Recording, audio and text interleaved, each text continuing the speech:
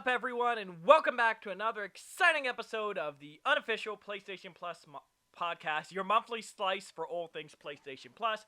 News, reviews, reactions, opinions. We got them all every last Sunday of the month when we're on time. Sometimes we're kind of caught up.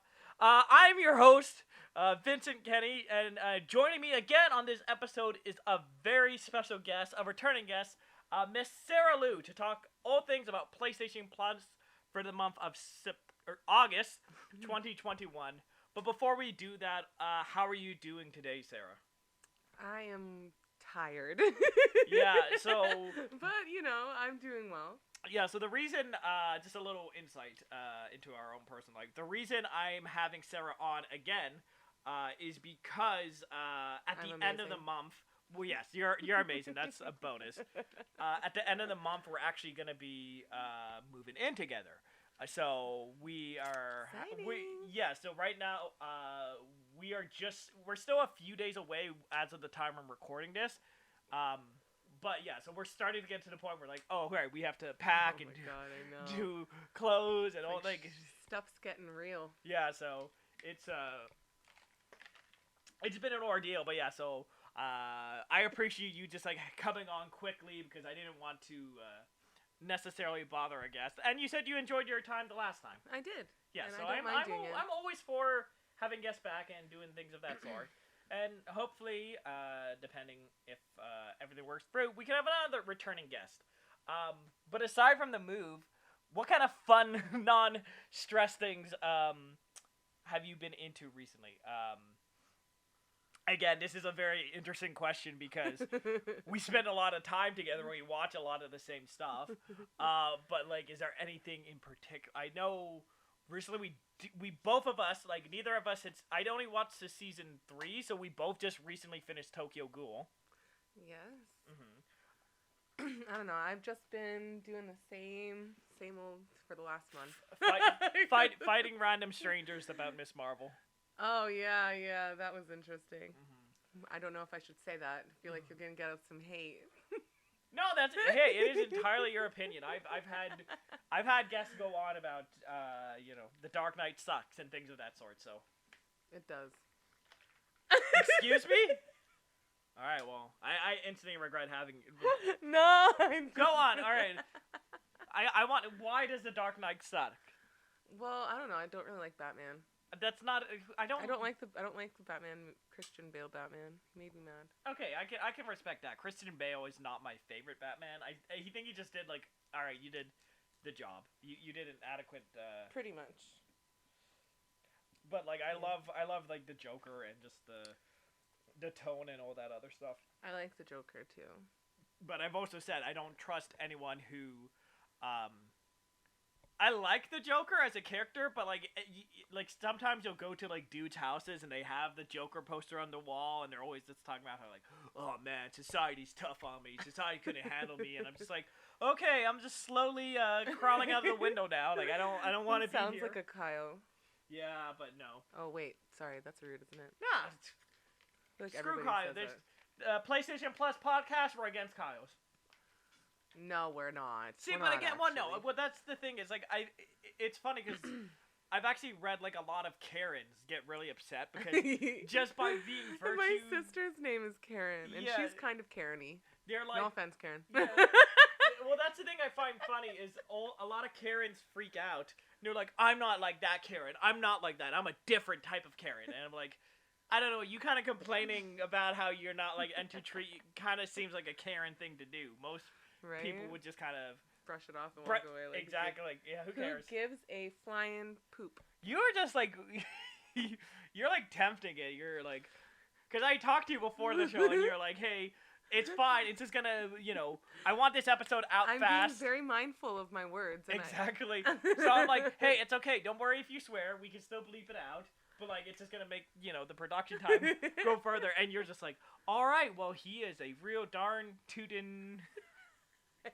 He's not used to this. It's honestly a culture shock. This isn't my real time. What is happening? It's very much a trip. Because normally I'm a sailor. Yeah. Basically.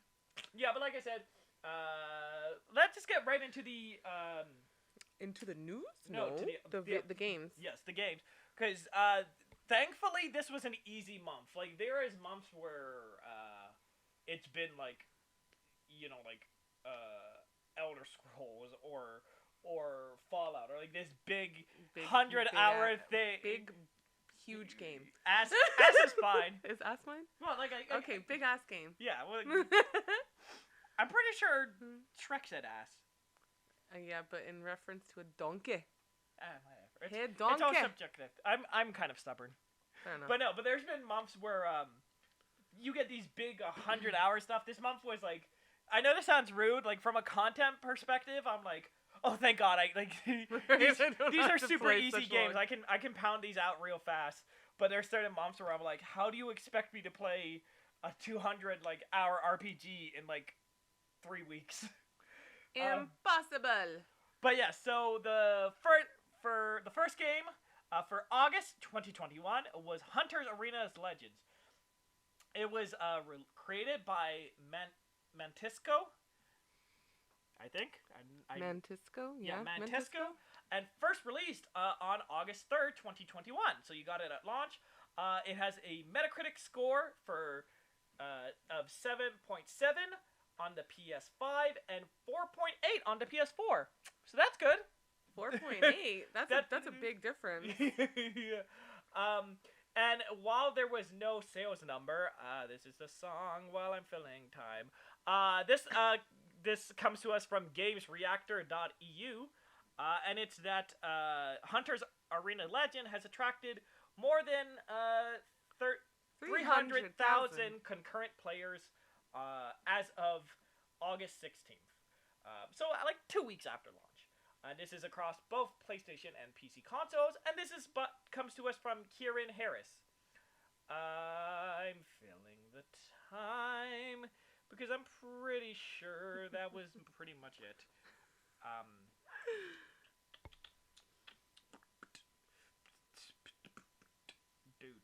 Something about updates. Filling time with. Okay, I think that pretty much it. So yeah, so again, there's no sales number because it's so new and it came out. But a game that has 300,000 players in the first 2 weeks, it's not awful. That's a decent thing.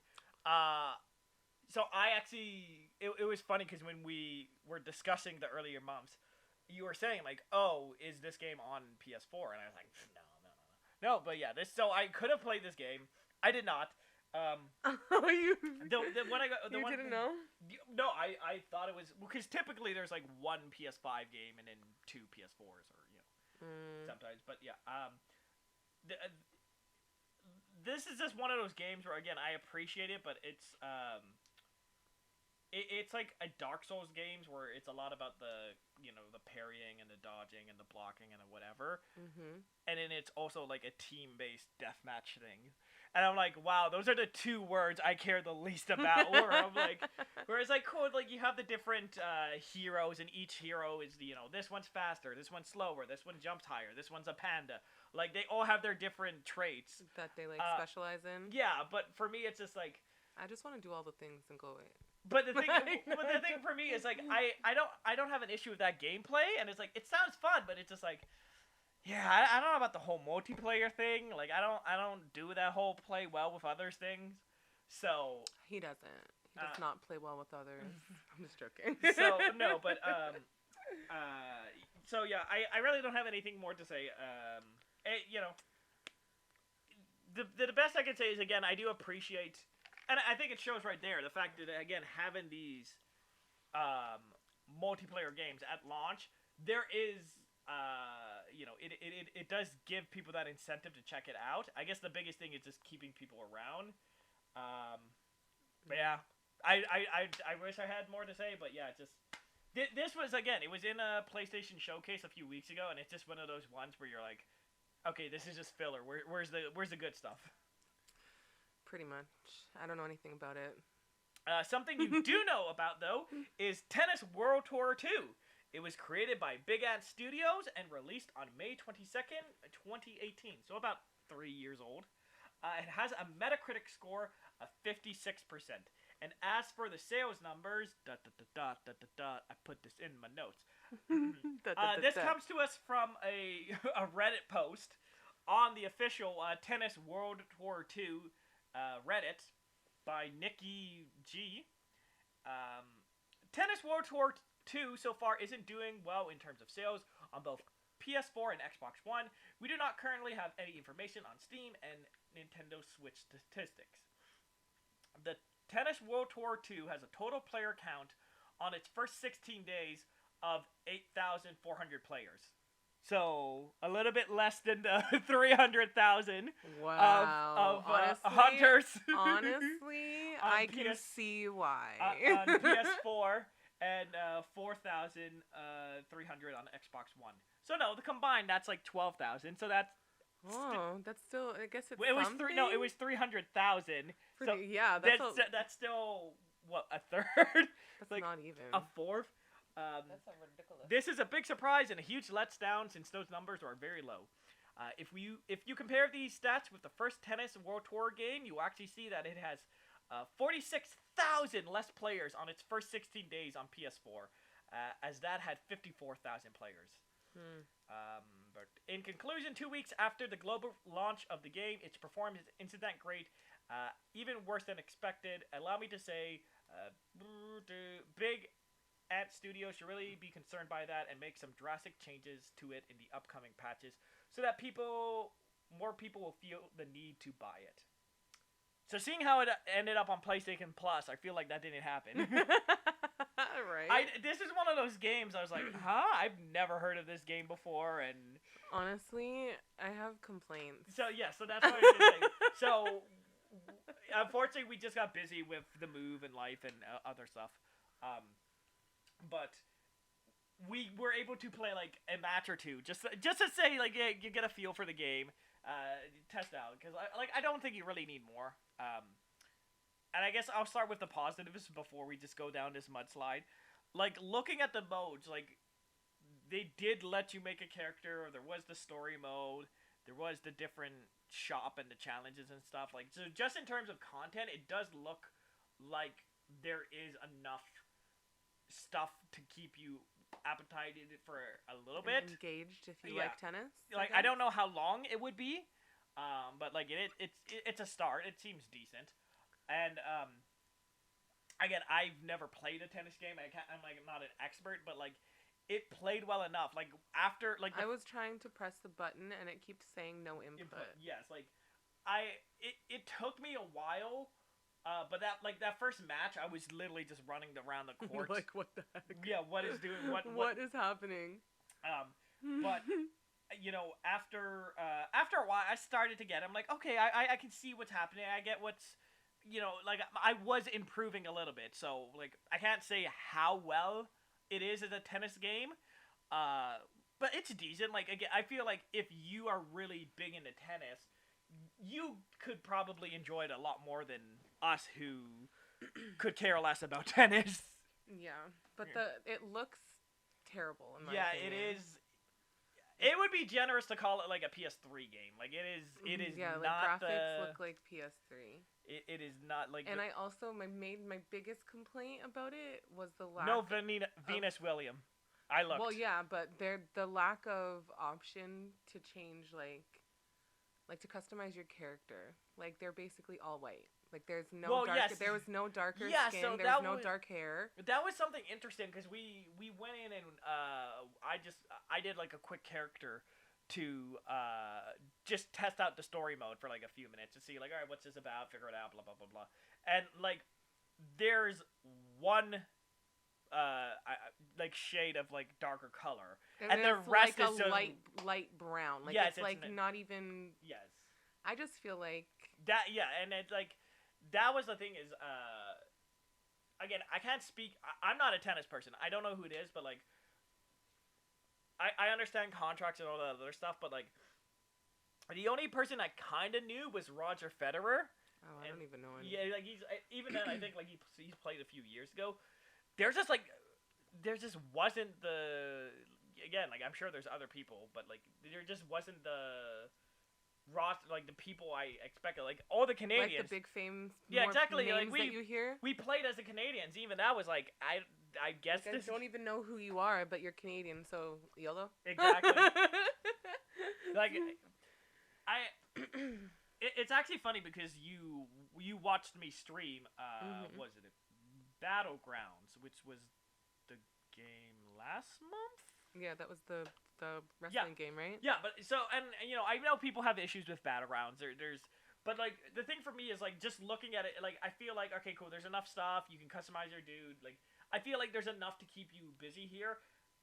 This like I can't really say like it felt like a very old school tennis game and not in a good way. Like it just felt like a PS3 game that like they updated the roster, they tweaked a little bit of the visuals, but that's it. Like it just felt old and clunky and not that fun, especially compared to Battlegrounds, where even after a while I was like, I don't know who any of these people are, but like I am like suplexing Stone Cold, I'm fighting that Gator dude. He actually played it even after he didn't have to play it anymore. Yeah, I still fiddled with her for a few days before I had to move on to other stuff, but like I don't know, this game was just it was literally just like, hey, do you want a tennis game? This will suffice. Right? Like, here, just take this one. We just rolled this one off the back. This is the bare minimum. And we actually talked about it before, because, like, what was it? Like, I think that's why I kind of do enjoy, the Mario sports games, because stuff like Mario Golf and Mario Tennis and whatever, like, because they like it, they mix. It feels fun to play it. Where like again, like I could care less about golf in real life, but when I'm not screaming my head off, but I am enjoying Mario Golf. Oh my goodness. Well, yeah, like that he's gotten stuck on a couple parts, and holy, that game has a crazy difficult spike. It makes him very mad. Yeah, but that's one of those things where, like, I don't know anything about, like, chipping or golfing or whatever, but I'm just like, hey, it's a golf game with Mario. I'm having fun. This was just like, I don't know. I feel like this is where tennis goes to die. Yeah. Which sucks because there's not really that many, there's not really that many good tennis games, and I feel bad for anyone who's, like, again, maybe if you know the players and all the other stuff. Well, they're giving it away for free. So, Yeah. If you like tennis, give it a shot. It's free. Why not? Yeah, exactly. And that's the thing is, I can't complain. It was just like, okay, I get, this is one of those games where, like, because sometimes it is like, oh, you actually get a really good game with Plus, and you're like, oh, wow, like, at least I assume, like, Sony had to go out. They had to, like, spend money on this. They had to talk to these people.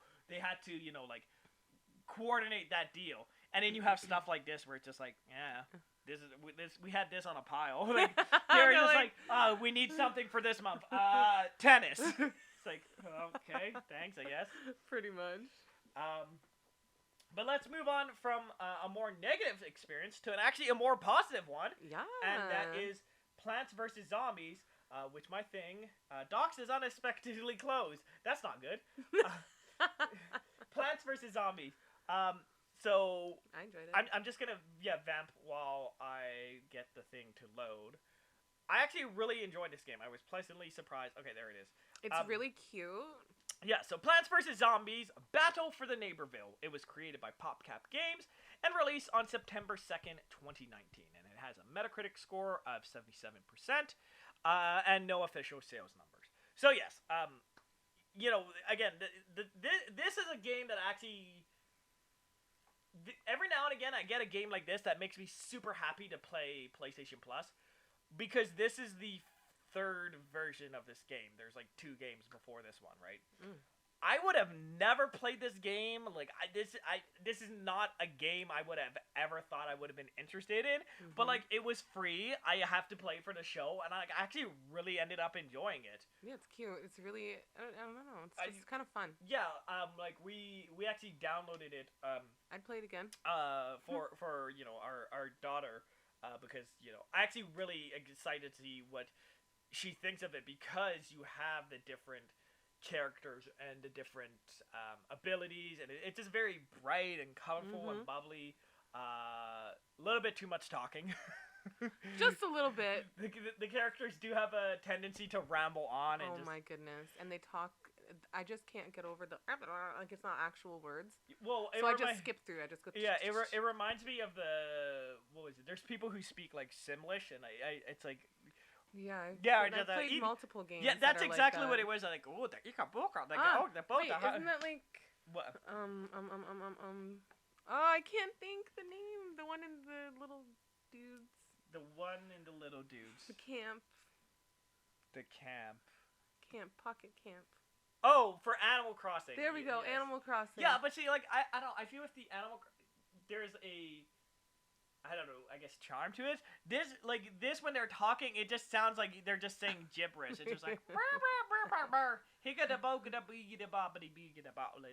okay, like because I think like Animal.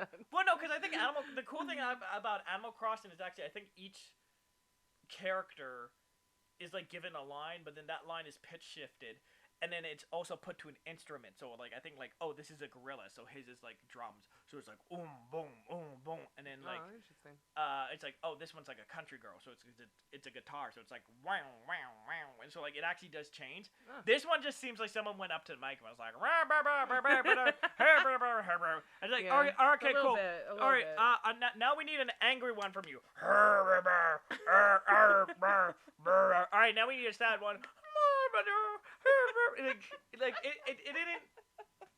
To me, it's just one of those things. It's just one of those things. Like, if they weren't gonna do a voice, I might honestly have the characters not talk. Just have them be mute. Yeah, true. But again, yeah. So,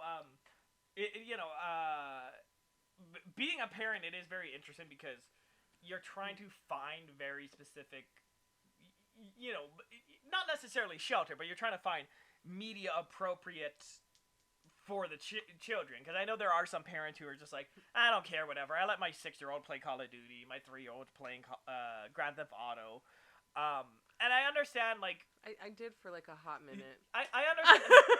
I tried, and then I thought about it a little harder, and I was like, wait, well, because I even know there's certain parents who don't like Fortnite just because it has guns with it, and I don't know, at least for me, the thing with Fortnite is, like, you don't kill anyone, because whenever they die, they just get, like, teleported with the little thing.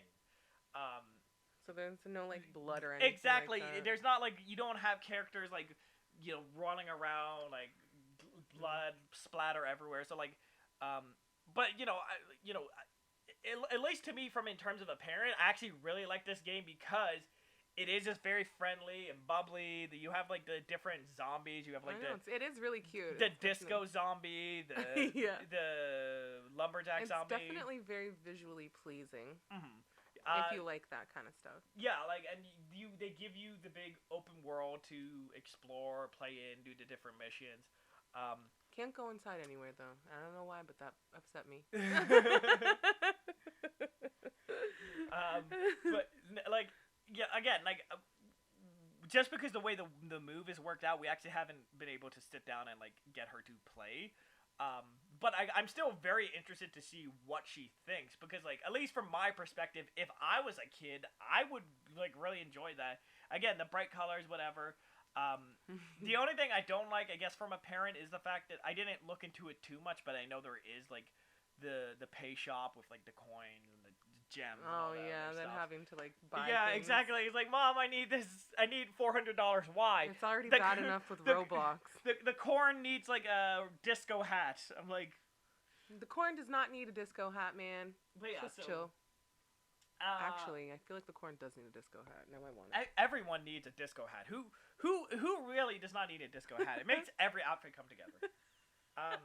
But yeah, so, like, I guess that is the benefit, is normally when I say I didn't get enough to get into it, that's because, I only played an hour or two. With this, it's like, I've seen there's the different modes, like the deathmatch and the horde and all the other stuff. There's the online. So, like, I generally feel like, just at least from a parent's perspective, this would be good to give to a kid, and, like, you don't have to worry about, people over chat, people doing this other stuff, like...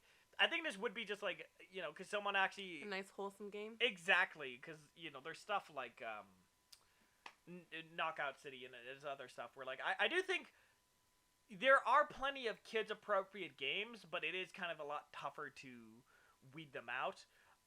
But I think this is like just a great fun game. Like I said, I would love to see how the different characters play, do the other stuff, like upgrade your base. Like I could generally see myself playing this if I had the free time to do so.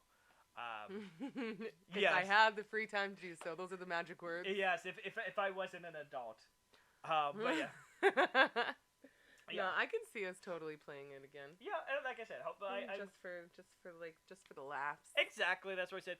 And I guess shameless plug, technically, it is on Game Pass Ultimate, the whole series. Yeah. So exactly. So yeah, again. But any last closing words on Plants vs Zombies? It's rad. Try it. it's cute. If you have kids, totally check it out. I don't know why. And if you like colorful things, I don't know why. For some reason, my brain went, because you said like, oh, if you have kids, my mind went to the Margarita song, or no, the Pina Colada song. What? It was like, if you have kids and oh my god, you just changed the words. Yeah. You're silly. But yeah, so that's gonna do it for the game discussion. But we're gonna just hop on right over to the news. But before we do that, we're gonna take a break to talk about this episode's sponsor. Again, this is an independently funded show, and if you'd like to have your product discussed on air, or as well as just write into the show and let us know what you think, you can do it over at Plus. I see. The problem is that I have the jigger, the preamble like in my head. I forget what the email is. Okay, so if you'd like to write into air and have your product discussed, or just have your letter read on air, you can do it over at PlayStationPlusShow@gmail.com. But for this episode, we're gonna give another freebie sponsor away, and this time goes to Booberry. I don't care if it's August. I don't care if it's September. Halloween's coming. Halloween's the best time of the year. This is a hill I will die on, and we be in spooky all summer long. Yeah. #spooky summer. I love it. So for the news, we have about 6, technically 7 news stories, and the first one I actually could not find. So make of this what you will. But it is, yet again, another stop over at the Cyberpunk corner. Oh my goodness. Okay, so I tried looking for it. I think I saw it on Facebook, and this was one of those things. Because every now and again, I see stuff on Facebook, and then I respond to it in the moment, but I forget to take a note.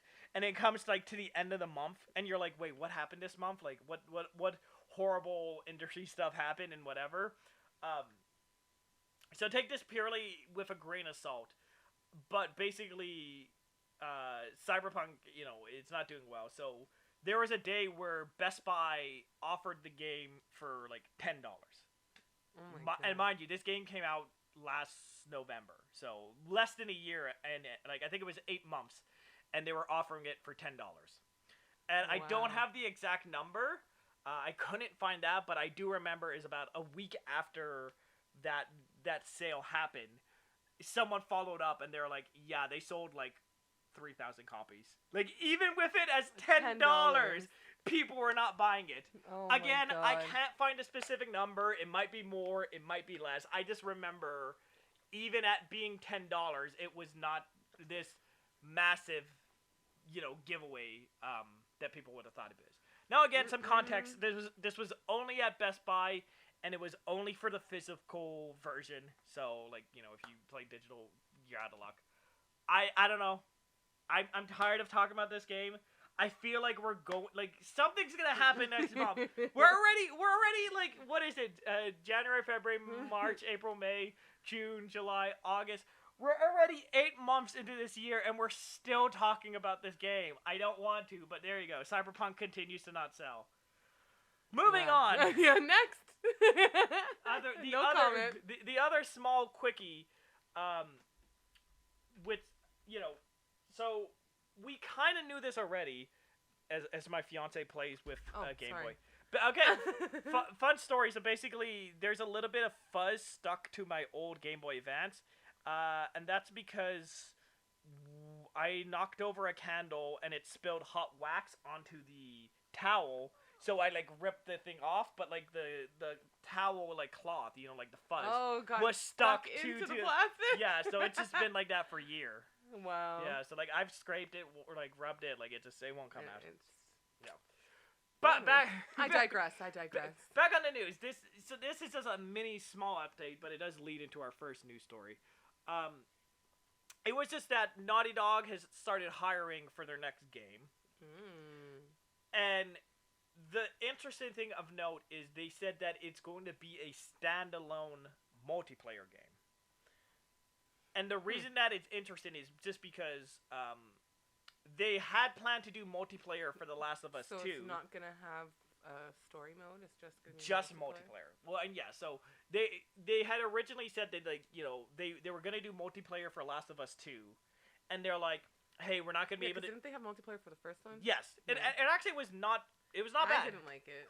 I'm not really a multiplayer person. Exactly. I played a match or two, and I was just like, okay, cool, this is not for me. I bounced. Yeah. But they said, like, hey, we're going to delay the multiplayer. We're going to put the game out, and then we'll do the multiplayer after, at some other point. This is the and then that's all they said. Like, hey, we'll do the multiplayer later. This is the first kind of announcement, I think they said, that the multiplayer is going to be by itself, that you don't need to own The Last of Us 2. Now, to be fair, it just said a standalone multiplayer game.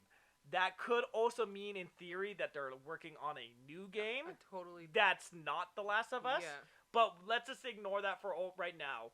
I still want to hear your thought. First off, how do you feel about the multiplayer potentially being by itself? For The Last of Us? Yeah. I think that's fine. I don't know why would it be a problem? Because you have to buy it separate? Yeah, see, the thing for me is, like, I'm not opposed to buying it separately. The thing is Okay, well, that's kind of annoying. I feel like it should be added to the game. Yeah, no, exactly. You have to pay another potentially $60, $70 just for the multiplayer. That's a cash grab, in my opinion. See, the thing for me is I'm fine with it if it has enough content and if there's enough stuff to do to substantial to make it worth $60, $70 or whatever. Exactly. Like I'm fine with that. The main thing for me is just that it also does kind of shift the way I view this game, because if it's included with the game, it's just like, oh, this is a fun little side thing, like, oh, okay, well, the characters are broken, like, whatever, it's a fun side thing, it's just an extra, like, you're not buying The Last of Us for the multiplayer, it's just exactly. It's a little bonus. But now that they're making it its own single individual thing, it does make me go like, all right, you guys have to bring it, because exactly, if you're making people pay for this separately and having it its own standalone thing, it's got to be amazing, boys. Yeah, so I'm not opposed to it. I'm curious to see what it is, but it is like, this is the first time where I think they've publicly said, hey, this is gonna be by itself, you have to play it. And there's pros and cons to that, like, if for whatever reason there's someone who doesn't want to play The Last of Us story and they're like, hey, I just want to kill zombies, this is a fun mode. That's true. I don't know how many people there are. Zombies, though. Well, okay, clickers, but yeah. I'm excited. Again, this is all, like, this literally happened just like a day ago. I've asked it around. No one can really give me a straight answer. Exactly. So we'll see if it is in fact The Last of Us they're talking about. But even then, I do think it's interesting that, going back to my article. What I was talking about a few months ago is, again, I can't even rattle the list off, but this is like probably game 7 or 8 that PlayStation is doing that's only about multiplayer, which I understand. Overkill, you feel like a little bit? Yeah, well, but even for me, like, again, I've softened in recent year. Like, I play some Fortnite. I play, I've played like Warzone and this. Like, I'm not opposed to multiplayer. But my bread and butter is always going to be single-player story games. That's what I like. I don't, there's not that pressure of, all right, I got to go online, do my challenges, do my thing. I go, all right, we got to meet, Bill's getting on at, 10:15. His wife said be quiet. So, there is that ease of just, all right, cool. I'm just going to play 2 hours of this game. I don't have to worry. I can just sit back, relax. I could put on some music. I could, watch a show with you. I could do whatever. Yeah. But the fact that just so many of these multiplayer games, it is the fact of just all right, you guys are. See, I would like multiplayer games more if they went back to cut screen. I love that. Screen? To split screen. There we go. Yeah. So that people could play together sitting beside each other and not just through computer or internet or something. Yeah. Well, yeah. That's the whole thing with was it we've played before with A Way Out. No. What are those words? It Takes Two. Yes, It Takes Two. There we go. A Way Out was their first one. But yeah, no, that's their whole big thing is they're saying hey, nobody's doing split screen anymore, so we're gonna do it. But yeah, I don't know. Again, not necessarily a rumor. They have said they're hiring for a multiplayer thing, but we'll see if it is in fact The Last of Us and what that means for factions. But transitioning from that, we're going to go to our first official news story, and it's that Ghost of Tsushima Legends will get a standalone release, and it adds new rivals on September 3rd. This comes to us from Darren Bridges from the PlayStation blog. Last October, we launched Ghost of Tsushima Legends, our very first online multiplayer project as a studio, which expanded the gameplay of Ghost of Tsushima into a supernatural world inspired by Japanese mythology. And to say that your support and enthusiasm has blew our wildest expectations out of the water is an understatement. With just 2 weeks to go until Ghost of Tsushima directors talk, we wanted to talk about what's next for Legends. Just as always, all Legends content, every update detailed below will be available, no additional charge to owners of any version of the game. On PS4 and PS5. Well, yes. First today, we're excited to reveal Rivals, an all-new mode coming to Ghost of Tsushima Legends. In Rivals, 2 teams of 2 will compete to defeat waves of enemies. With each defeated foe, you'll collect Magatama that you can use to harm the other team. For example, you can spread Magatama on shades to block your opponent's health, cures, Hayachi fire, and more. Once you've spent enough Magatama, you'll unlock final stand waves before the way he just said that. Completing these teams. Can your team get the most Magatama? Secondly, we're filling time. They've done some updates. There we go. There you go. Again, all of the above will be available at no additional cost if you already own Ghost of Tsushima. But for those of you who don't own Ghost of Tsushima yet, but are interested in trying out Legends, starting on September 3rd, we're also offering a new way to buy Legends in its own right without the single-player campaign starring Jin Sakai. It will launch on PlayStation on September 3rd for about $20 on PS4 or PS5. With the exception of some cosmetics that can only be unlocked via the single-player campaign. This is the exact same game, so you have access to the content released in 2020 in addition to everything new described above. So yeah, so just a small quickie that they're which again actually does very nicely tie into the Last of Us thing. Again, just based on cool. I don't know who this is for necessarily because So Legends is multiplayer? So yes. So this was the samurai game. Yeah, I know the game, but and then they added, months after they did, kind of like The Last of Us, just 3-4 months out of nowhere, they're like, hey, we added multiplayer, and people are like, oh, okay, because they didn't say anything. They weren't they didn't say delayed. They're like, hey, this is just a story mode, and then 4 months later, they're like, hey, we added multiplayer, and I'm like, that's awesome, that's cool. I never played it, I never touched it because I think you have to have a team of 4, so you can't do it by yourself.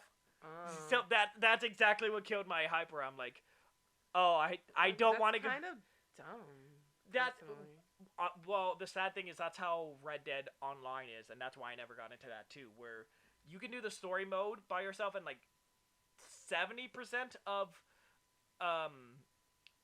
the game, but like if you want to do a story mission, just a mission about the story, you still need 3 other players to be in your posse. What the heck? And I'm like, I'm like, that is. Yeah, I'm like, then I don't want to play the game because like even with GTA Online, as I've shown on stream. So can you tell that we have no friends? No, but even on stream, twitch.tv/viralvinny, it's dead. Rest in peace. But you saw, like, I played a lot of that game all by myself. I didn't need people. Mm-hmm. And yeah, so when Ghost was like, you need a 4-player team, I'm like, all right, because even that, it's like, hey, you need a 2-player team. I'm like, nah, that's 1 player too many. Right? Like let me just go in it. Like, yeah, because there's even certain games where like they're like, all right, hey, we recommend a 4-player team, but you can do it 1 player. It's super hard and almost impossible. but you can do it. I'm like, all right, I like them odds. Right, I'm in there. Yeah, so so again, it's one of those things like, hey, I don't exactly know who this is for, because the only people who played Legends bought the single-player game. I mean, I don't think there's many people who waited just gonna go out and get the multiplayer. They're like, oh yeah, okay, cool. Oh, cool, Samurai. Like, like obviously it's been well received. It's I feel like multiplayer is just like the big hype thing right now, so everybody's trying to which bring out multiplayer. I'm not too upset, but I do understand. But speaking of understanding, our next story comes to us from Ars Technica, and it's just a brief update about how the whole Netflix gaming thing is going to work. And this comes to us from Sam Makovic. Sam Makovic. 1 month after its vague announcement of a new gaming-centric strategy, Netflix has explained how it will publish video games in the foreseeable future as downloadable smartphone apps available exclusively for playing video streaming subscriptions. The news coincides with the launch of Netflix Gaming as part of the service's smartphone app, but only in Poland and only on Android. The company's American Twitter translated... Well, that's the thing that... Well, no, because seriously, what is it? They'll typically test out these services... In just random places? Yeah, like, what was it? For PlayStation Plus... Poland. I actually think it might be Poland as well. Right? They're doing this service where, in addition to getting free games, every month you get a free movie. Oh. And my thing was like, neat. I don't think I would ever use that. Again, like, I'm not going to go on my PlayStation, because, like, I think the movies they gave were, like, Venom, Zombieland, and, like, some random, like, Law movie. And I'm like, if I want to watch Venom, I'll just go watch it on Netflix. I'm not going to do it through Is it on Netflix? Canadian Netflix. Is it really? Yep. I'm making you watch it. Anyway, the news... okay, we read that. It also announced 2 games launching as part of the service today. Stranger Things 3, an 18-bit beat-em-up that was previously available on Google Play purchase. And Stranger Things 1984, a rebranding of a 2007 smartphone-exclusive game that revolves around slow problem-solving movement through pixelated TV environments. To access this content, you'll need to log into your Netflix Android app while using a Polish IP address. Then open the region's new N games, like N apostrophe gaming row of icons. From there, pick either of these games, and the app will direct you to their Google Play download listing. Once downloaded, the apps will request your Netflix credentials before loading, and they will not work without an active Netflix membership. Since the articles... And then there's just a small addendum. Since the article's publication, Netflix has clarified that the process for accessing games on Android devices is more streamlined than previously announced. We've yet to personally test putting Netflix credentials into games attached to its app, but this falls in line with the standard credential check across the Android and iOS marketplace, which means it should translate neatly enough if everything finds its way to Apple smartphones and tablets. The good news about this access model is that Netflix can promise two key things within its controlled game umbrella: no in-game purchases and no advertisements. If a game is N-Gaming branded, it's clear on those two fronts. It's the only thing that sounds good about this. I'm reading. It goes a lot more into the specifics, but I don't think we need this. Okay. Thursday, Netflix Gaming launched a report clarifying that, for now, Netflix does not have the desire of becoming the Netflix of video games. Oh my god. Which is funny. Netflix, we don't want to be like Netflix. We want to be like Netflix. Like, that makes absolutely no sense, but okay. At least in terms of mimicking other popular video streaming apps to deliver video games. If you want cloud streaming games, served in all-you-can-eat fashions for a flat subscription fee, try services like Xbox Game Streaming and Amazon Luna, as long as you're in a compatible region. This move seems less interested in the delivery method and more in pumping out easy, accessible games that lean on Netflix's massive library of licenses. Considering how the smartphone gaming market is and how much room there is for a recognizable service that promises ad-free, microtransaction-free with fun, familiar characters and series, it's arguably a better business than competing directly with Nintendo, Sony, or Microsoft. So yeah, that is pretty much it, as my phone dies. Okay, so while it lags, so I want to show you, so I'm showing share it right now. Basically, the way it would work is it just adds a separate row, right, to your list on Netflix. You would tap that, and then from there, it would launch the app off your phone. But you have to already have that app on your phone. Okay, this is stupid. I can understand what they're saying because, yeah, like, what they said is, like, hey, if you want to buy this game on your own, you can. If you want the free version with ads, you can. Though, like, this basically just gives you, air quotes, free access to these games. Yeah, like, I understand where they're coming from, but for me, it's, like, pointless. Yeah, so the thing for me, because, like they said, the whole reason Netflix is popular is because the fact that it's streaming. Mm-hmm. Can you imagine if, like, I mean, you technically can, but, like, if the way you should be able to play it on your TV, and you shouldn't have to have an app already downloaded. Well, I'll get to that in a bit, but like, imagine if every time you wanted to watch a Netflix show, you had to download each individual episode. Oh my god, no! It's like, I'll deal with it, but this is awful. This is not fun at all. The whole reason Netflix works is because you pick a show, hop in, hop out, just like check stuff, like, exactly. You download it if you want to. So again, now what they are saying is that they're not doing streaming. This is basically just a license thing or whatever. And in that regard, I don't know. Like, basically, if they're doing it that way, you can't do it on TVs. Exactly, it wouldn't work because it has to. Now there are games on and the stuff TV. Like, I played a rip-off Fruit Ninja, and it was awful. We're like, God. Like, because even with Fruit Ninja, you just swipe. Yeah, but you need a touchscreen. This one, it had like the arrows, so basically you could chop up, down, left, or if you touch the middle button, it would make like the blade spin. But, But yeah, so like it wasn't. It was kind of Fruit Ninja, but it really wasn't. So that's the main thing for me is like, cool. We get a better idea. If you're watching on mobile, you like theoretically, like, I don't, this is still they're still testing, there's still beta, there's only 2 games right now. Let's give them the benefit of the doubt and say, 2-3 years from now, they have a whole bunch of games and whatever.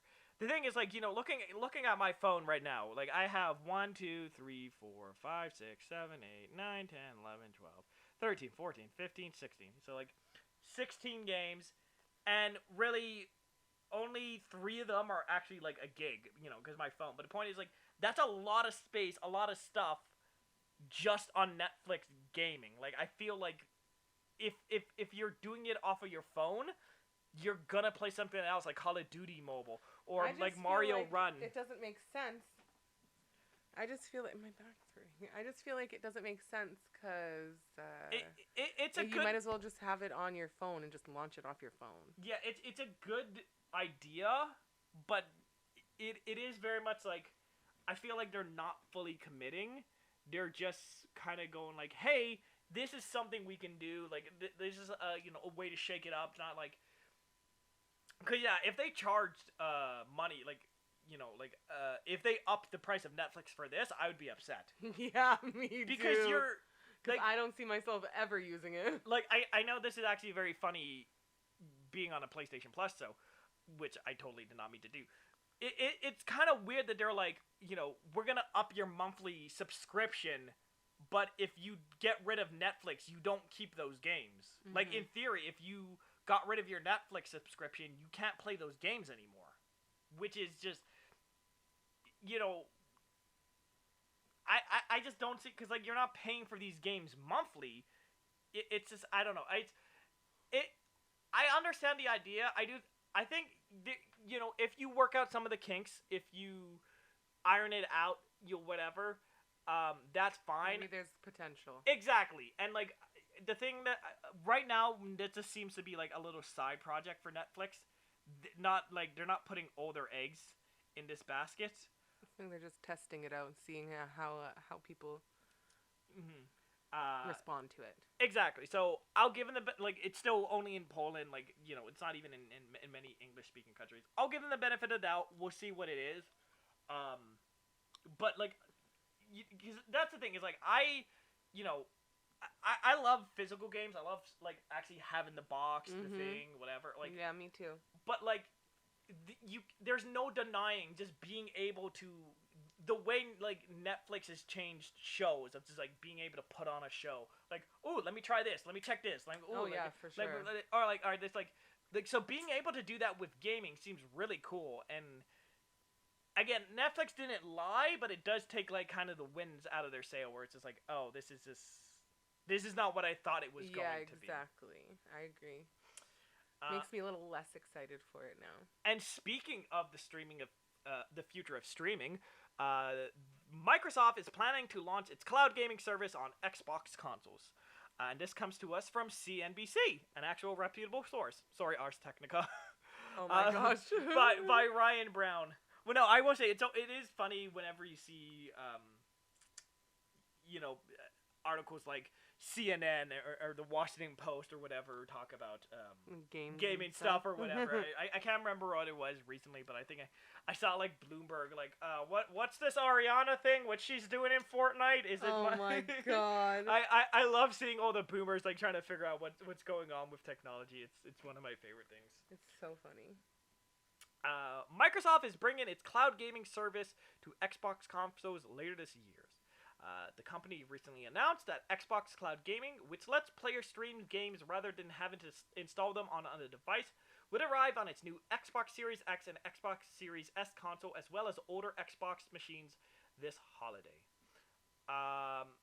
Not more to say, like, in it itself, it's, crazy.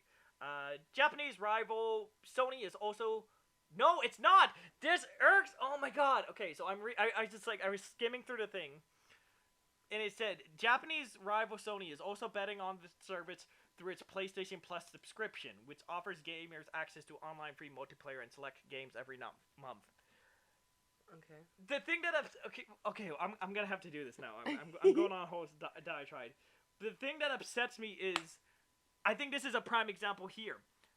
The way PlayStation Plus works is like the Netflix thing, where, hey, as long as you have your subscription, you can play these games for free. But you still have to have them on your console. You still have to do this other stuff. What Xbox is doing is what Netflix is doing, where you actually stream and whatever. And, like, they're similar, but they're not the same thing, you know what I mean? Yeah. It's like, honestly, to me, it's like comparing, like a truck and a sedan. Like, yeah, they're both cars, they're both vehicles, but they're made for exactly different. Right, Exactly. Like, there's a lot of similarities, but like, one's made for a specific person and one's made for another. Getting into all that, it's actually been funny because you've had Game Pass before we started, dating. So I've been learning a lot about the Xbox system through you in recent weeks, and just like playing with it and testing with it. I don't even know about it. And the thing I found funny was like, I've had so many people, sing the praises of Game Pass. Oh, Game Pass is amazing. Game Pass is awesome. Game Pass is fantastic. And then when I started playing with you, it's like, wait, you have to download the games? They're like, yeah, of course. What do you? It's like, so it's not just like streaming, is what you're saying, because you have to download it on your console. Exactly, but I always thought it was streaming, and then they've had the test version of the streaming for like a year and a half, like almost 2 years now. So that's why I always thought like, okay, that they were doing the test, and like now it's probably out in a while, and now it's just coming to it's only now coming, which on the one hand I'm like, what the heck were you doing like for the last year and a half? Like, I thought this was done. Like, why? Like, no, we gotta get this perfect. We gotta work. That being said, going back to the Netflix thing, I think this is actually a huge win for Game Pass because, like you said, even right now, because we were like looking at your Xbox and you just download a game, and we've gotten to the point now where we're like, all right, are you gonna play Elder Scroll Online? Like, can I get rid of this? Because you're just like, all right, I know, I just downloaded like everything. I just downloaded what I. But with the streaming, that's not really an issue anymore. It's just like, okay, cool, play this. It does sound like it would be very. Cool. I do think this is actually really cool for. Well, sorry, I totally spaced off. So the thing that's actually interesting is. PlayStation already... Yeah, my dog's scratching at the door. He's lonely. So here's the thing. So PlayStation already has this, which blows my mind. Like, you can stream games on PlayStation. The only thing is that it's... For the most part, it's like 80% PS3 games, and then like 10% PS4 and like 10% PS1. So like, it's not... Like, it's not like Xbox where we pretty much get all the new games, all the brand new stuff, like whatever. It's pretty much just like, hey, you want this game from like 3 years ago? I'm like, I guess. And like, it's not perfect. Like, it's so you don't have to download it. You can just stream it. And that's the thing I found so funny is I had so many Xbots yelling and like coming at me because they were like, oh, that's so dumb. Why would you do that? Oh, like, why your connection? And now that it's happening for Xbox, they're like, yeah, they're singing. And the thing is, like, I enjoy being a fanboy in a playful sense, right? I mean, like, it's fun to rib people. Like, again, I constantly butt head at people about like being a fan of Pepsi and Dr. Pepper. Because I am in fact the right one, and you're all best step down. But like, so like, what do you like better? Pepsi. Yeah, we've been over this. Oh no, but I couldn't remember. It's funny because well, Dr. Pepper. I used to like Coke better, and like I don't know why, but over the last like few years, I like Pepsi better. Dr. Pepper's number one, but most places aren't gonna have that, so I'll settle for a Pepsi. Dr. Pepper. The pepper of Doctor. But yeah, so from a fun. Getting all the fanboyism out of the way, I think this is like really cool for Xbox. This is really good for Game Pass. Like, I'm excited about it. Because even right now, again, it is a thing of like, oh man, I would love to play Psychonauts 2, but like, I think your Xbox is like 90% full. Yeah, but there's so much stuff that we could probably delete. But it is that thing of like, but again, we still have to have that conversation where like, oh, I want to play this game, but then I have to coordinate with you and the child and managing space and whatever. But with like this in the future, it's like, oh cool, this game's coming out, I can just play it. I can just stream it. Like, it sounds so convenient. Well, yeah, and because I think the only thing that with the PlayStation thing, the only thing with Xbox is like it's all dependent on your internet. So I know there's a lot of people who do need that option to like download the full game because if they stream it, it's not going to be the best. The thing is you have to have an internet connection to even play. Yeah, we did some of the games like we were trying to play Plants vs Zombies, and even just that like we couldn't even boot up just the main menu. Like it needed that online connection, which is silly. But yeah, so again, a very short one, but like I'm excited to see what it is, because the thing I've always told, the argument I've had with Xbox people the last few months, and something I didn't know, again, because they announced the streaming thing. Mm-hmm. You know, as of now, why do I need to spend $500 for an Xbox? If they're streaming it everywhere, you know, your computer, your television, your phone, your tablet. Why do I need to spend $400 or $500 on an Xbox when I could literally just buy? Only going to be specific games and. Yes, exactly, and it's still based off your internet and data rates and whatever. But see, the thing for me is just like, I much just rather get like a little dongle that like holds the thing and play, you know, Halo on that, and then just, you know what I mean? Because like, I don't need to spend the $600 to play Halo. But if I could just like play it on my phone, do the campaign, and then bounce, I will. That actually sounds like fun, right? Yeah, I would totally get an Xbox subscription just for that, just so I can do it off. Thankfully you have me. So. But yeah, that's like the thing is like I've never understood. So this definitely closes that gap a lot more. But I don't know. At the end, I'm rambling. I'm definitely interested to see how it goes and what they do with it. Yes, at the end of the day, this is a good move for everyone. And I'm excited to see what happens next. What the future holds. Something I'm not excited to talk about. Uh-oh. Let's talk about the abandoned drama. So... Uh-oh, what is this? This was the stream, for anyone who follows me over on Twitch, twitch.tv/SpiralVinny. I remember! I think, I tried to stream this game, the day that the trailer launched, I tried to stream it. I had tech issues, everything exploded, it was an awful day. 'Twas a dumpster fire. Yep, but so it was for the game, because they you know, they said like, hey, the game's coming out this day.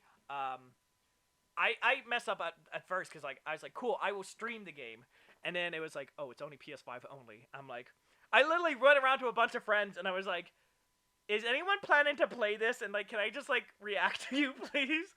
Of like, someone play the game on stream and I'll just react. But no, so I don't remember what day it was. At the start of the month, they said like, hey, the demo is dropping today. You can play the trailer, whatever the heck that meant. Like, they never explained. There was like tech issues. It's actually funny because like the president of PlayStation even got sick of his. Yes, because there's my first one. you forgot. See, you got too comfortable. I know. You're like, I'm sorry. But no, so the president of PlayStation, like, he was like, oh, I downloaded it. He was like, I'm sitting here waiting. And then, like, 20 minutes later on Twitter, he started playing Genshin Impact. He was like, all right, even I'm tired of this. I have other stuff to do. I'm a busy man. Right, on to the next. There's waifus to get. So, you know, the app, there was tech issues, and then they were like, you know, oh, we can't do it today. We'll do it tomorrow. Whatever, blah, blah, blah, blah. And then they did it the next day, and it was just this 4-second trailer, and that was it. So people really? I think it was like a 5 or 6 gig, like, file, and it was like it's just a 4-second trailer of like a dude's like foot, and you see him like walking through a door. And the thing that made it even worse, that footage was already on their Twitter. Oh my They God. tweeted it like 2.5 weeks ago. Yes, it's a nicer quality. It's like in 4K compared to, you know, the little phone screen, but it was still something we had seen before, and then they had gone radio silent. Uh-oh. So people's be mad. So yeah, you know, for the longest time, people thought it was like, oh, maybe it's this game, maybe it's this game, maybe it's this thing, and like, when all of that stuff went down, I was like, oh, this isn't fun. Like, This is just a scam. Oh wait, this is the one where people are thinking it's freaking Silent Hill and freaking. Yeah, exactly, Metal Gear and whatever. Oh my god. Because like at first I was like, I like the tinfoil, I like the conspiracy theory. Mm-hmm. Like even like what is it? Even right now, with No Way Home. That trailer just recently dropped, and there's like the theory that like, oh, it's the devil, and I was explaining, to you how everyone thought the devil was in WandaVision. I'm like, I don't care. This time it's gonna be right. It's here. It's coming. I feel it. It has to be the devil. but that's the thing. It's like I enjoy the just the what if I don't have a soundboard, but if I did, I would do the. But yes, so that I enjoy the speculation, and like for the past few months, it's been fun, kind of arguing people like, no, you're dumb. It's this, it is. But after that, the whole thing where like it just crashed, and there still wasn't the trailer. They still didn't reveal what this game was about. I was just like, oh, this is a scam. Like this is not funny anymore.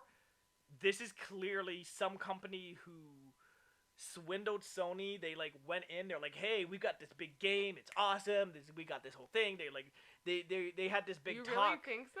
Yeah, and then they were just like, Sony was like, okay, cool, here, take some money, go do the game, and then like hey, we'll promote it. And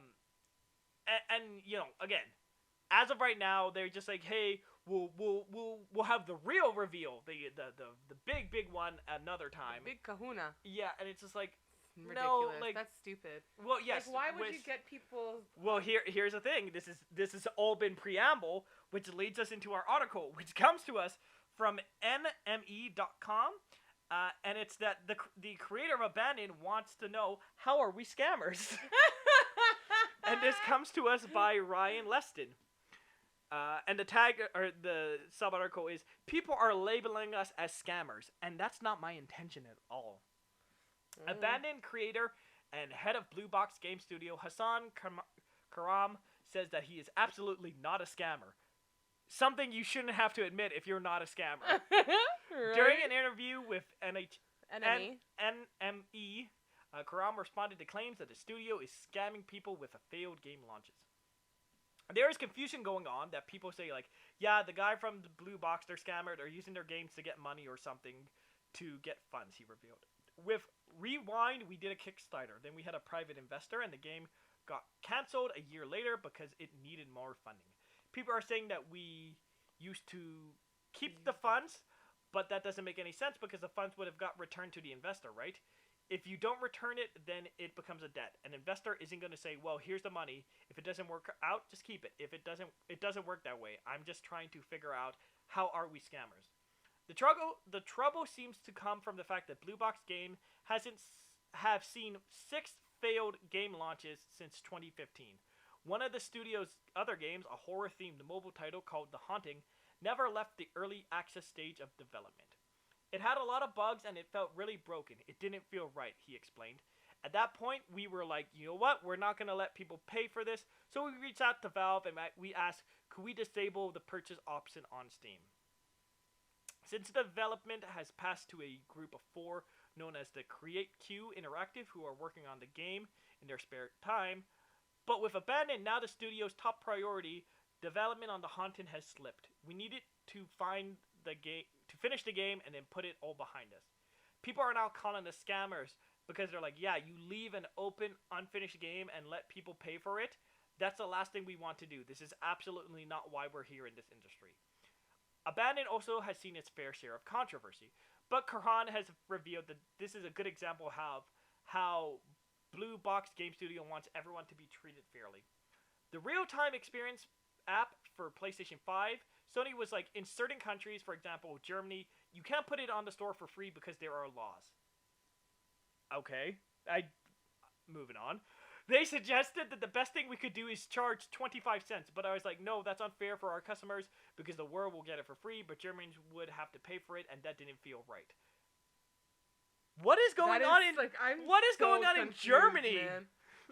Karan eventually found a way around this, bringing the app to PlayStation Plus. I don't want people to feel Cool. Thank you for reading my notes. Sorry. Then at the end, to be labeled as a scammer, that is really painful, and I'm really depressed. I don't sleep well. I don't eat well. It really bothers me. In fact, it's also having a big impact on the abandoned development team. The team members of Blue Box and also freelancers we work with, they don't feel comfortable to show their faces right now. It's not fun being labeled as a scammer, right? So that's the reason why people don't feel comfortable right now showing their faces or even public announcing they're involved with Abandoned. I'm really depressed right now, he explained. I can't sleep, I can't eat. The biggest thing that's bugged me is just the people are labeling us as scammers. That's the biggest thing that really hurts me, because that's not my intention at all, you know. We're just here to make games and make games that people enjoy, he added. Have they ever launched a game? No, I don't. I think like so that's what I'm saying. So like again, going back to, you know, when it was the fun rumors like, oh, it could be this game, it could be this game. Like they haven't launched a game. They're like just stringing people along. You know, the one thing I always butt head with people is the fact that people are saying like, oh, you know, you shouldn't have said it was Silent Hill. It's like they never said it was Silent Hill. You know, you guys have been projecting that onto them. Like, you are expecting one thing out of them. Yeah, exactly. That's not their fault. But now that we're here, it's like, okay, get all the hype and all that other stuff out of the way.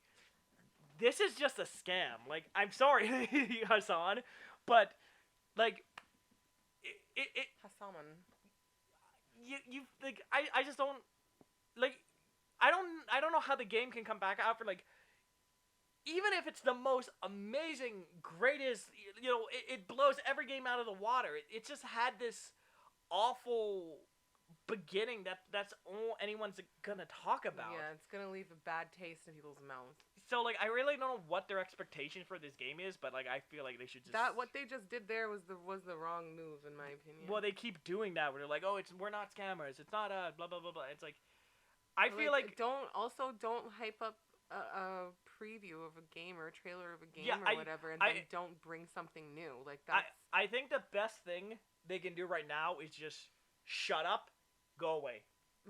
Shut up, and work on your game. Exactly. Man. If this is true, just my for context, my dog has like this like fish toy that, like, you know, flaps its tail, but it sounds like a springboard bed. It's like, yeah, because I was like, what's going on out there? Yeah. So the thing I would say for me is, like, just go away. And, like, on your first trailer, have the release date. Don't go like, oh, you know, winter. Exactly. Literally, just go away, work on the game. Hey, here's the game. It's coming out on this day. And then just, like, do that. Like, I feel this constant teasing of, like, here's a teaser, here's a picture, all it's doing is pissing people off. Exactly. So, like, you know, I know they're trying to, like, oh, well, no, we're doing damage control. We're trying to show people we're weird. We're trying to, like, no, you're upsetting people. You're getting mad. Like, again, you know, pie in the sky. Maybe this is Silent Hill. Maybe this is Metal Gear. Maybe this is the longest con ever. And, like, just, like, this is a whole emotion. They've planned all of this. And we're going to look back in, like, 2 years. Like, wow, we were suckers. They got us good. But, like, yeah, I don't know. Much like Cyberpunk, I'm just like, I really don't care for this game anymore. If there's a massive, huge news story, we'll cover it. But, like, I'm done with all the little updates or the teases. Like, hey, we're doing this thing. Over it. Hey, we're gonna reveal the character's face. Like, no, just give me the game and shut your face. Exactly. Again, like, they've really upset a lot of people. And speaking of people being upset, PlayStation Plus subscribers count dropped for the first time. And this comes to us from pushsquare.com by Liam Croft. There was an update.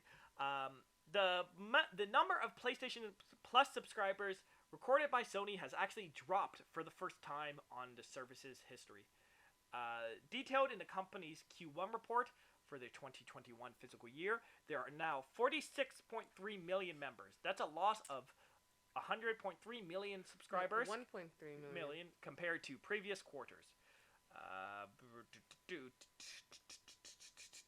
comparing past years. What could the reason be for this? Potentially the PS5, of course. Sony has never sold a PlayStation console quicker, and some of those buyers may have been newcomers that picked up a temporary PlayStation Plus subscription with the system to check out the likes of the PlayStation Plus collection. Then let it expire, maybe? ? We're just spitballing here, but the fact remains that the service has now experienced a drop-off of 1.3 million. The offering of PS Plus titles has been incredibly strong as late, so there's been more than enough reasons to sign up. It will be interesting to see if Sony regains those members back and when the next quarterly report is published. And then there is an update. Speaking during a webcast, Chief Financial Officer Hiroki Totoki blamed the quarter's decline in PlayStation subscribers and overall monthly active users on the previous year's Corona lockdown and how they increased gamer time. Of course, 1.4 is not a strong number, but we are looking at it as a decline. But are we looking at it as a declining trend? We don't think so. We're trying to analyze the different elements, but there's no copious trends that we can capture. Maybe this month or next month we'll have to continue to watch to do an analysis. At the risk of repetition, may I say that the last year stay-at-home demand was so significant in hindsight. So compared to that period last year as a trend, of course, it declined. But compared to 2019, there's an increase. Yeah, so maybe people just decided to go back to work and let it expire. No, well, that's the good and, the good and the bad thing was you look at stuff like Animal Crossing, Among Us, Fall Guys. Like, these games exploded because 2020 people were stuck at home. Mm-hmm. Like Switches, God, I have it right there. The Ring Fit. I bought that November 2019 because I'm just like, hey, I like Nintendo stuff. I want to get into exercise stuff. I want to get more. Me too, to be honest. Yeah, so I bought it back then just because and it did okay. It did decent. And then COVID hit and people couldn't go to the gym. So people were literally scalping the exercise thing. Oh my god! They were scalping. Really? Yeah, I saw them go for $500-$600. I bought it for holy crap! I bought it for $100. So last year a lot of people were stuck at home. They had nothing to. Cause again, it's hindsight's always, it's so hard to remember the forest for the trees, whatever. But those first few months of COVID, there was nothing. Disney Plus wasn't doing its stuff. HBO Max wasn't doing its thing. There were no TV shows. Netflix was dead.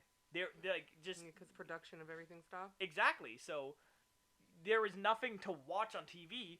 So a lot of people did get into gaming, and pick that up, and a lot of people are like, oh well, here, let me check out something like Destiny or Skyrim. I have all this time now, and like you said, that yes, now things are air quotes starting to go back to normal. Things have the lockdowns haven't been as restrictive as they were at the start of the year. So like he said, so it's not that shocking. 1.3 million is still a lot, but like they said, I can't personally think of any specific, Plus has been good, PlayStation been good, people like the PS5. So if I had to guess, it would just be just the fact that people are gaming a little bit more. Which, I don't know, me personally, I kind of sad because I was just for me as a gamer, I'm yay, we have these people. All right, they're in the ecosystem. They're gonna stick around, and now they're gone. Yeah, it's oh, okay. All right, I gotta go back to work. I gotta sell my PlayStation. It's no, keep it. Just thanks, Dave. You're invited. We have tennis for 2. No, we don't. That's not gonna sell anybody. That's what caused it to go down. They look at the numbers this month. It's just oh, okay. Oh man, that tennis. Shoot. Yeah, so again, it's one of this is a story on the surface. It seems doom and gloom, but for me personally, it's like, all right, it sucks. It understands. That's business. And like they said, like, overall the PlayStation Plus numbers are still, are up. It's just, obviously COVID shifted things around. And I do wonder if there's any way they could I guess maybe update the service to make it easier for non-gamers to use it because they saw the success they had for it. Yeah, true. I feel like I agree with that. And speaking of ways to update PlayStation Plus, I'm gonna be honest. I have been killing these transitions. You have been killing these transitions. Normally, you have been I'm like, wow. I'm like, normally it's like, anyway. Speaking of ways to update PlayStation Plus, rumors are, so the actual news story is that, Sony bought Crunchyroll, blah blah blah. But rumors $1 billion. The rumors are that Sony's gonna be updating PlayStation Plus to include Crunchyroll. So yes, this comes to us from Eurogamer. Does that mean you get it? Well, yes, we'll get into it. So, this comes to us from Eurogamer by Tom Phillips, and it's that Sony completes its $1 billion Crunchyroll buyout. Sony acquired Crunchyroll for $1.175 billion. Boy, that's a lot of money. Sony has announced that it's finally acquired the service. It's 5 million paying subscribers and more than 120 million registered users. Ooh, that's that's a big difference. You know what I think it is? It's probably all the people who signed up for the 2-week free trial, and then they're just making new emails every time. They're like, I just want the. I think you can use Crunchyroll, but I think it's certain stuff. Yes, that you can watch certain stuff for free, and like you get ads and blah blah blah blah blah. But yeah, now we can watch Sony of Domestic Girlfriend. Yeah, Sony, of course, is already a key player in the anime streaming market via its service, Funimation. Today, it said its goal was to create a, air quote, unified subscription experience, suggesting a linked paid option is in the cards. So you have to pay extra for it. Well, no. So that's the story right there. So the base story is that Sony bought Funimation. Excuse me. They bought Crunchyroll. They own both Crunchyroll and Funimation. That's it. That's the news story. That's where it's done. The rest is all speculation. So the first thing is that, and the most logical is you combine them into one service. Yes. Because I think again, I'm too lazy to look my numbers, but I think Crunchyroll has, Funimation has bigger. I think Crunchyroll is 8 million. Mm-hmm. So basically, you just take all the Crunchyroll people, you put it in Funimation. That's what, 13. So it adds 13 million to Funimation. That makes the most sense. I could see them doing a new app that basically just combines everything into one.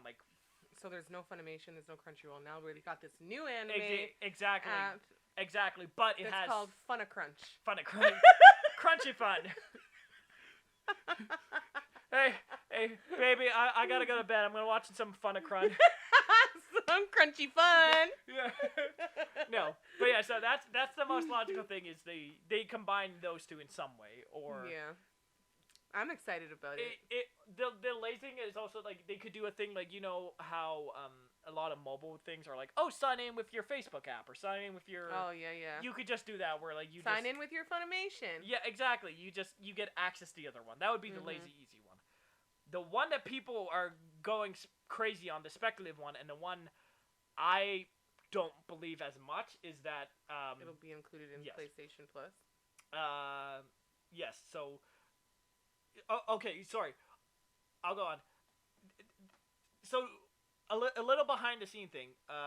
I do Google Alerts, which basically sends me news reports for articles. And, obviously, it sends me anytime a game gets released or a review comes out, there is 4 or 5 of the same articles because it's just hey, this game got a date. It got a date. It got a date. It got a date. Oh my God. It goes and every now and again I like to give the smaller sites, you know, the accreditation the pimp, whatever. Just give them the We're view. gonna pimp them out. Yeah, exactly.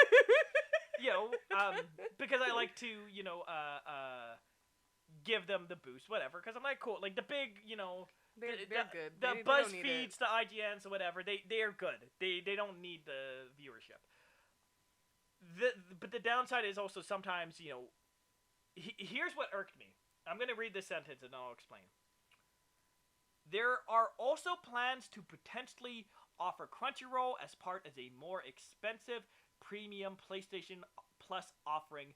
Eurogamer understands.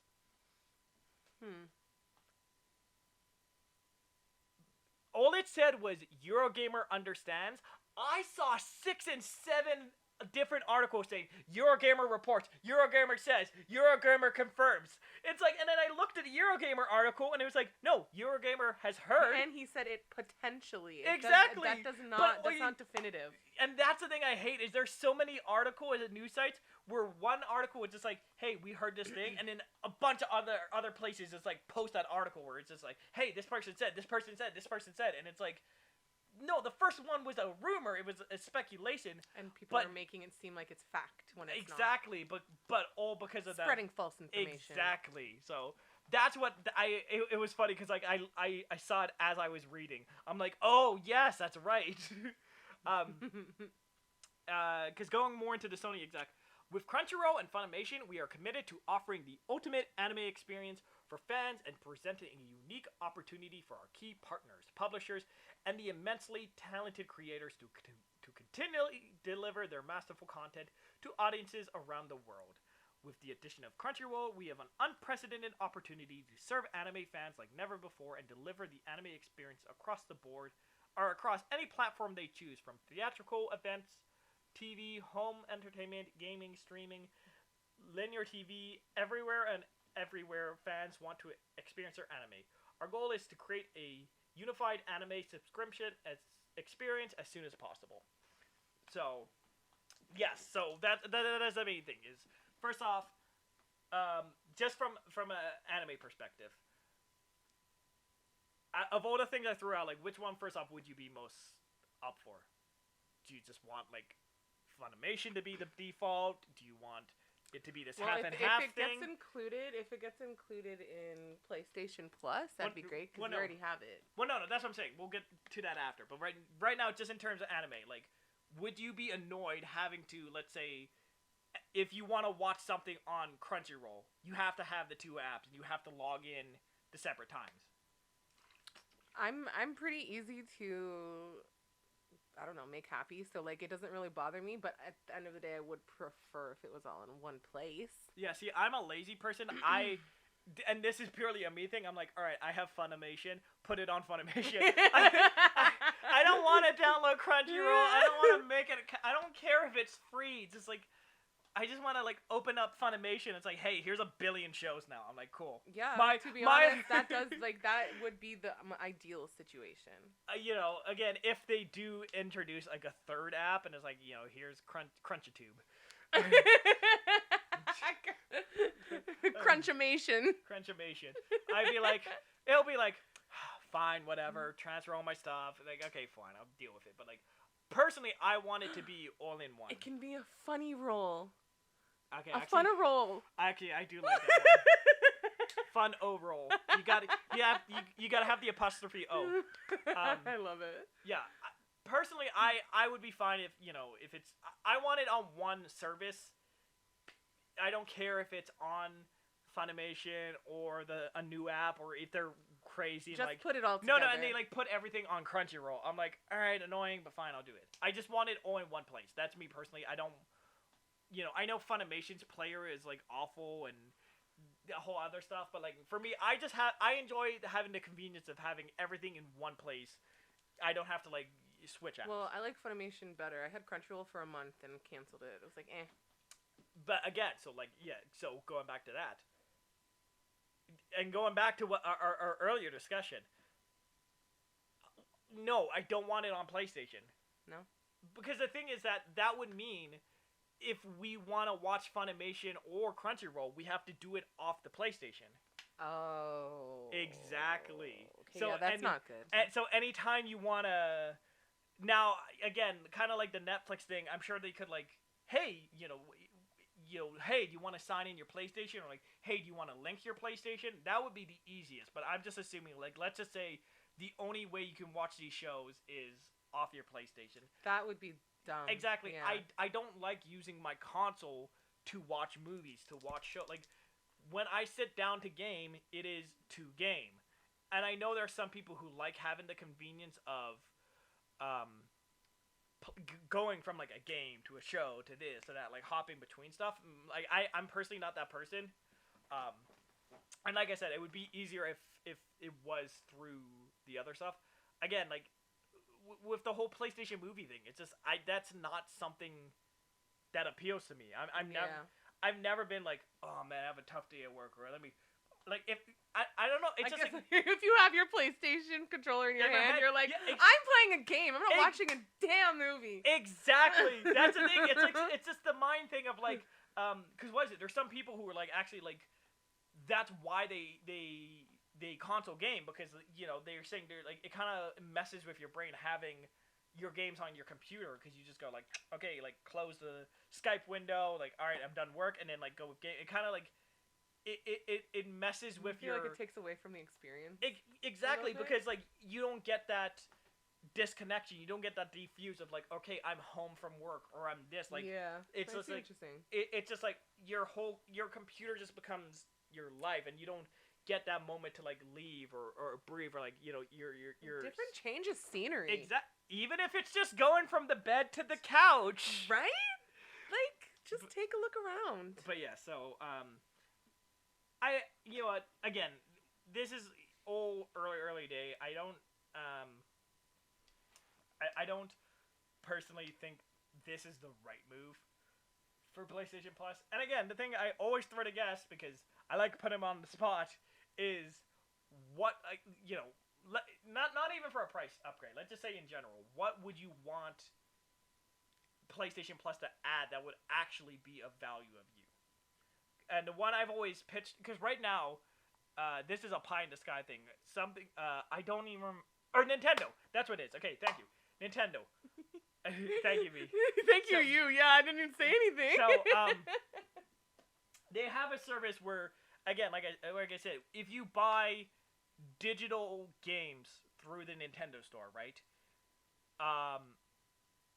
And also, if you buy a console and you can get them other way. But basically, if you buy stuff through Nintendo, you get that in cash back. So, like, right now, I have $12 of, whatever. Cash back. So you Nintendo. Can use it on anything? Because, again, that's what happened with, what was it, Mario Party, where I think someone had given our stepdaughter, well, my daughter, your stepdaughter. Yes, same thing. But they gave her an eShop card for her birthday, and we wanted to buy a Mario Party, but we were like $4 short, just like with the different gift cards. But I had that $4 in like the back change, so I just used that, and then boom, and like I made up the difference. And there's been times where, the money's about to expire, and it's like, oh hey, you have $13 ending at the end of this month, and I bought like 2 or 3 games for like $5-6.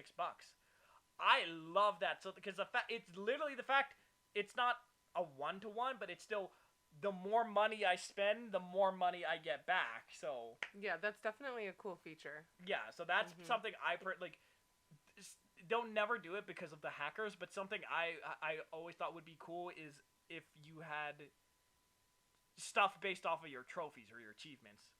So let's say like your level, 52 on PlayStation. Like let's say every 10 levels on PlayStation, you get like $10 store credit.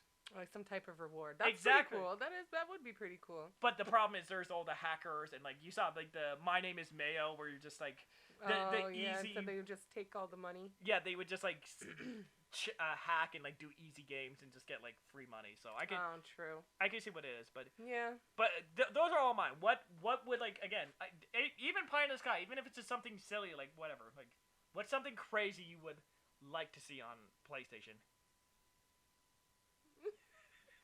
I love that you put me on the spot. I know, I do this to all my guests, and they're always just like, okay, I didn't know I had to. Oh my god.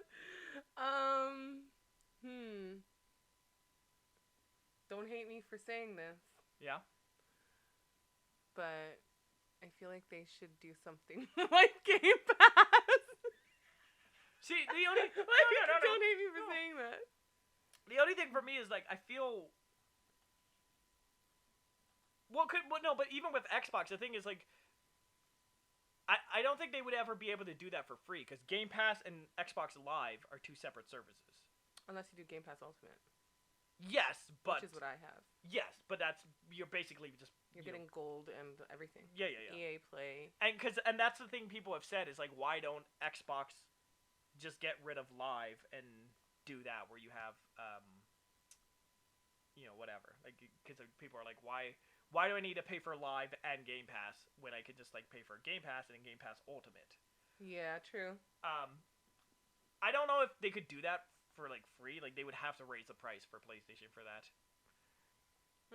Well, they wouldn't have to because they make so much money, but they would because they want more money in their pocket. Okay, that was Sarah, that was Sarah's soapbox. Do you want to take this moment to talk about Martin Luther King and Fortnite? How dare you put me on the spot like this? No, it's alright. It's just weird. I'm like, what the heck? But like, he did make a really, really good point, and it does raise more like, It creates awareness for children. For younger kids, where maybe their parents don't sit there and talk to them about these types of things. And you know what? I can get behind that. Exactly. Yeah, like 10% of the kids are gonna play it. Of those, like 2% are actually gonna enjoy it. And then maybe 1% is actually going to go, you know what, I'm going to read into this more. I'm going to look into this more. But hey, it's better than nothing. At least we're getting the information out there somewhere. But then I'm also hoping that they're not like just trying to make money off of... Yeah, that would be really scummy. Off of... well, I think it's just that's just I think it's a free list. But yeah. Either way, we'll have to see. What? You can't buy Martin Luther King? Am I saying it right? Yes. Okay! I felt like I was like saying it wrong. Either way, the future of Fortnite and the future of PlayStation Plus are so far away. But what is here right now,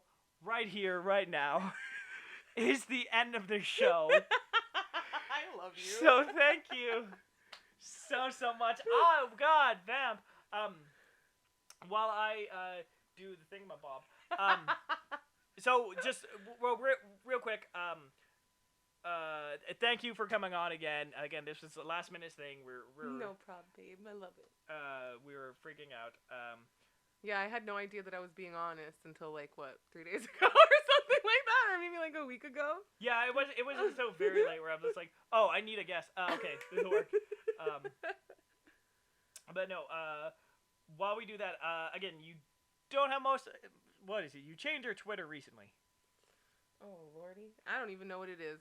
Sarah Lou something or another. Yeah, under, her name will be in the description, as well as on Instagram and Twitter. We'll pimp her stuff.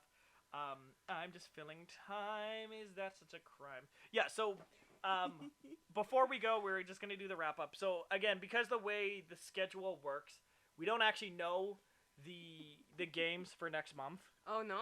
Yeah, well, because usually they announce it the last Wednesday of the month, and then it comes out the next Tuesday. But because the way the schedule works, the first Tuesday is like the 8th or something. Oh. Yeah, so it's just the way the calendar works. So we don't know the games yet. The rumor right now is that it's gonna be... Again, I need to stop looking at these rumors. It looks like he's just like, oh man, it's taking years off my life, man. The rumor I saw is that it's gonna be the Tony Hawk remakes, like Tony Hawk 1 and 2. Which is a really good game. Like I got those games at launch. I really love. The problem is like and you've guessed it enough and you've seen enough. They're decent games, but they're not amazing. The problem is that people always shoot for the sky, and it's always like God of War 2. It's coming at plus at launch. It's like, okay, no, it's probably gonna be a game 2 years ago that was all right. It's not gonna be this like mind shattering. At least you prepared yourself. Like yes. Yeah. So But we do have the Xbox Live Game with Gold for September 2021. And you get, why does IGN not have a picture? Sorry. Well, see, I'm trying to separate it because they have it. There we go. So you get Warhammer, Chaos Bane, and Mulaka for Xbox, though. Mulaka? Yeah. Quest in Mulaka. That's just one. No. And embark on epic quests in Mulaka. Yeah, exactly. Mulaka. Cool. Yep. So that's only one game. No. Warhammer and then Mulaka. So like a strategy game. Oh, it says right here. Yeah, so strategy game and an action of the effects. Enders? Yeah. What the heck is that? Oh no. Well, that's the 360 game. Oh. But yeah. So again, another month. Again, see, this is the thing, and like legitimately not as like a hater of Xbox. I just don't know why they keep doing the whole free game with Games with Gold because everybody is so gung ho on Game Pass. Right, and the thing for me is like it makes no sense. Like even we joked at the start, they're just with tennis, like they're it still costs money to get these games. It's still they have to negotiate to make these deals and whatever. And the thing for me is like, is it really worth it to do these games with gold games and whatever and whatever? Even if it's a few thousand, is it really worth it to get that game free for a month when like you could put that money into Game Pass and maybe like make Game Pass free or whatever? Or like, hey, like here Game Pass, you like Game Pass Lite, you get like 20 games a month. But like those are free. Like give an entry to Game Pass and then whatever. But I don't know. We'll have to see what happens. What games actually come to PlayStation Plus in September. But that will do it for this episode. I'm waiting for it to load. I don't want to play Mario Golf because I hate Toad. Oh yeah, he yells at Toad all the time. There we go. All right, found it. Professional. I actually did very good. I have to say, I got a whole episode before the dumpster fire came out. Yeah, you did good. Babe. Anyone who made it this far, thank you. But that would do it for another episode of the Unofficial PlayStation Plus podcast. But if you want to keep the conversation going, or check out the daily happenings of the show, be sure to follow us at PS Plus Pod, all one word, on Facebook, Twitter, Instagram. If you'd like to write into the show and have your letter read on air, PlayStationPlusShow@gmail.com. I have been Vincent Kenny. She has been my fiance and our lovely guest for this episode, Miss Sarah Lou. And until next time, long live play, whenever, wherever, forever.